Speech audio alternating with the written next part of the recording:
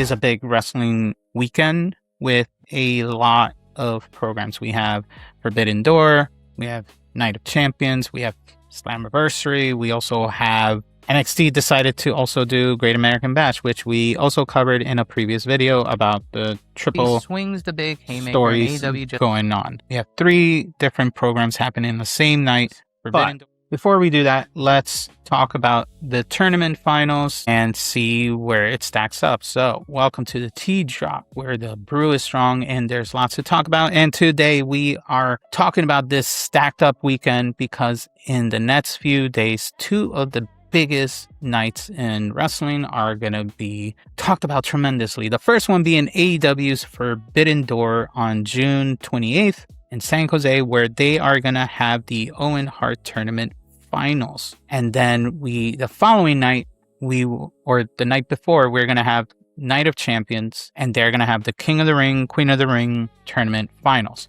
2 promotions and 1 potential question probably everyone's asking about at this point. Which are the matches are the must-see between these 2 companies? So let's get into that and go over it. So we have 4 tournament finals, right? And 2 promotions in that 1 week. So we're going to go promotion at a time and talk about it. So let's start with AEW's Forbidden Door, June 28th.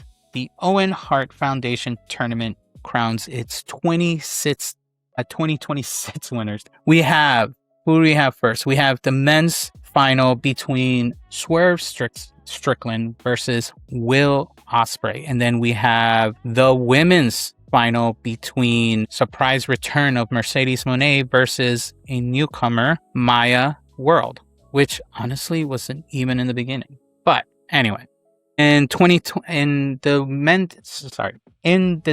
side, we have in WWE Night of Champions, we have King of the Ring final between Oba Femi and Jey Uso. What the hell is that? That seems uneven, but okay.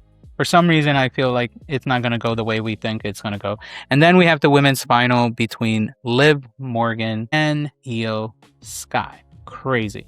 Now, each of the winners for this tournament earns a World Heavyweight Championship at SummerSlam. So the stakes are as real as it gets when it comes to these potential 4 finalists. Now, every single one of these matches has a different story, a different reason to watch, and a different investment if you're into these. So let's go through each one. We'll start with the one that nobody saw coming. Let me bring this one up. Maya World just pulled off one of the biggest upsets this year at AEW Collision when she went against Ring of Honor Women's World Champion Athena, with the winner facing Mercedes Moné at the finals at Forbidden Door. What was supposed to be probably for most thought Athena walking out through this and going straight into the finals, she didn't. And Maya World defeated her, and now she is walking into Forbidden Door against the CEO, Mercedes Moné. And they actually interacted with each other right after the match. Let's take a look. What life would be like without my brother. But careers aren't made on the couch. So I sucked it up. I sucked up every fear, every tear, and I came to work. And Athena, you can rage, you can complain, you can be as angry as you want to be, but you taught me well. Oh, shoot. So thank you, and I'm sorry. Because now I'm about to walk through that Forbidden Door, and you can only check my tweets to see what I think about Mercedes Moné. I'm a day 1 Mercedes girl. Ooh, she's a day oneer. She's a day oneer. And I dreamed of this match before I even laced up my first pair of boots. But I never dreamed it would be like this. The Owen Hart tournament was made for moments like this. For someone like me, for a small town girl from Dallas, Texas, to fight the biggest of giants. Whether it be a forever champion or a CEO. What universe does a newcomer get a bigger stage than this? Crazy. This girl gets an Owen Hart's women's final. On also an international PLE against Mercedes. The it girl, Maya World, is coming. And that Owen Hart Cup, I walk past and I see it shining. And I know what my destiny is. So at Forbidden Door, the it girl is coming for that trophy and for my hero, Mercedes Moné. This is a David and Goliath type of matchup, except David actually believes she can win. She's dreamed of this match before and even laced up her first pair of boots based on Mercedes inspiration. So, we'll see how this goes. But, oh man, they really cut the video like that. A few things Mercedes is most likely going to be the heavy favorite when it comes to that match. Mercedes is the heavy favorite for this match, and this match can absolutely steal the show if they let it play. A great underdog story, and it's going to be fully loaded, so we'll see what this match is. I wouldn't dismiss it just because Athena lost. Athena, after that match anyway, aligned herself with Mercedes and pretty much took her down to the point. Look at this. She put a deuce win for Mercedes right here. So it was all meant to be. And the storyline is that Athena is not going to face Mercedes, and she's going to align herself with that. And it makes sense. Mercedes is the defending Owen Hart tournament final from last year. So she is going to work with her. Probably better business for her anyway. So we will see how this match goes. And it's probably going to be a sleeper match. So take a look. Next is this one. Swerve Strickland versus Will Ospreay. This one's going to be good. Between Will Ospreay never having a bad match, in my opinion, to Swerve Strickland always surprises everyone. And he is an amazing wrestler. Watching him at Double or Nothing, his match was great. So I cannot expect any less from these two. These two have made history that goes back. And it's not even in AEW, it's globally. Across other promotions, across years, and now they are meeting in the tournament for the Owen Hart. A man who embodies in-ring excellence, and above everything else, you couldn't write a more fitting final between these two if you tried. So that's going to be a good match. There was some post face-off on Dynamite this past couple of days. Tension rising and exploding between these two men. It's going to be a banger. Ospreay does not back down from anyone, and Swerve has been on a mission of reclaiming that top spot that he once had on AEW. So this could even be match of the year candidate if they do it right. There's a lot of good. We already had a few matches of the year contender between AAA and and Double or Nothing itself. So don't sleep on this match. We are probably going to get fed well next week. Anyway. Both men go to places in this match that most wrestlers cannot reach. We have between these two athleticism, which are off the chart between these two. We have great in-ring psychology between these two because these guys are in an elite level at this point. Whoever walks out of Forbidden Door with that Owen Hart Cup, they are going to earn it the hard way. Now, a lot of people are going to say that probably Will Ospreay is going to win, given that All In is in London this year. And it makes sense because the winner gets a shot at the AEW World Championship at All In. So probably business move is that it'll go that way, but that doesn't mean the match is not going to be great. So the match has the name value. It has all the technical and emotional excellence and its stakes at hand. Heavy championship stakes. So calling it right now, this is probably one of the most exciting matches out of all the 4 finals in both of these tournaments. And I will talk more about that later on in the video. But let's break down the next match. And this one's in WWE for Night of Champions for the Queen of the Ring final between Morgan. How is the world heavyweight women's champion in this tournament is beyond me. But I guess the upside is that she's going against Io Sky. And this one has a few layers at hand. Liv Morgan is walking in, as I said, as the women's world champion. She went through Charlotte Flair on SmackDown this week to get here. And Io Sky got past Raquel Rodriguez of the Judgment Day to punch her ticket. Now, it gets interesting because if Io wins the Queen of the Ring, she earns a world title shot because she's on Raw, and so is Liv Morgan, which is interesting because she's facing that person in the tournament right now. So this match could, if Io wins, it's a potential rematch setup. I don't know if this is a booking with direction and purpose at this point, but that's what it looks like. But they can flat out go when it comes to this match. This could be a really good match. Io's moonsault alone is worth the price of admission for some. And Liv has evolved into one of the most calculative performers on the entire roster. So definitely don't sleep on this match. But it's probably going to be the lesser of all 4 matches, in my opinion. But we'll see. Maybe not. I'll think about it as we keep talking to the next one. Now, the last one we need to talk about is the men's King of the Ring final between Oba Femi and Jey Uso. And there is this matchup, man. Oba Femi versus Jey Uso, King of the Ring final, man. Now, the winner of this one is also gonna get a shot at the world title shot because these are also another 2 Raw superstars. So no matter what, the main events, or at least the men's main event for SummerSlam for one of the nights, is gonna be a Raw main event. And it's either gonna be against Roman Reigns against Oba Femi or Jey Uso, which is weird. Jey Uso is part of the Raw brand at this point, right? So he's getting that. Let me ask you something, though.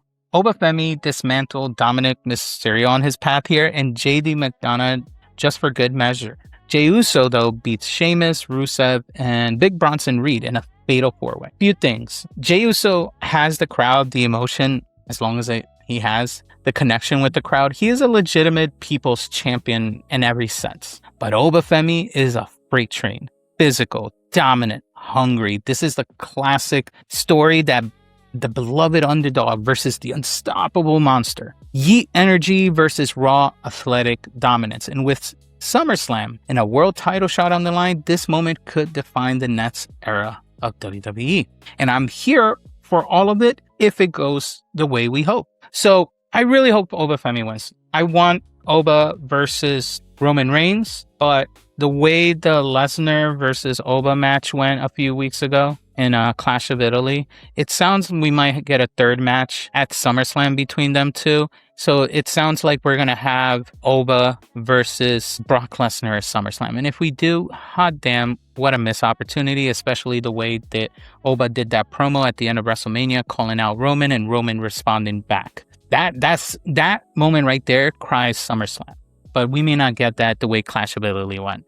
Honestly, Clash of Italy should have ended with Oba winning again and Brock Lesnar saying, okay, I can't deal with him anymore and go do something else. But we may not get that because that's how the world works. Because just knowing that really unexcites me about this match. But versus me knowing maybe definitely Will Ospreay's winning, but I'm going to get a banger match regardless from these two. And even if that's not true and we get Swerve winning, Swerve's a good wrestler. All in all, he's going to give us a good match in psychology as well. So I'm happy with whoever wins in that match. But anyway, let me talk about how I feel about more deeply about all these 4 matches. And all 4 finals deserve your time at the end of the day. But if you really wanted me to pick and choose, and if I have to rank my excitement level from all these 4 matches, fine. I'm going to go with the lowest tier, and I know you guys, some may hate it. It's going to be the Mercedes Moné versus Maya after thinking about it. It has great story, real takes, but the way it feels, Mercedes is a heavy favorite here. The upset, though, would be historic, and I will make me feel stupid by making this the lowest level excitement I have for this match. But the path here is very steep the way they book Mercedes Moné, because she is always dominant for the most part. 90% of the time she's dominant. Is she going to be dominant in this one? Probably. Tony Khan and the rest of the AEW higher ups may want Mercedes to be the first back-to-back champ.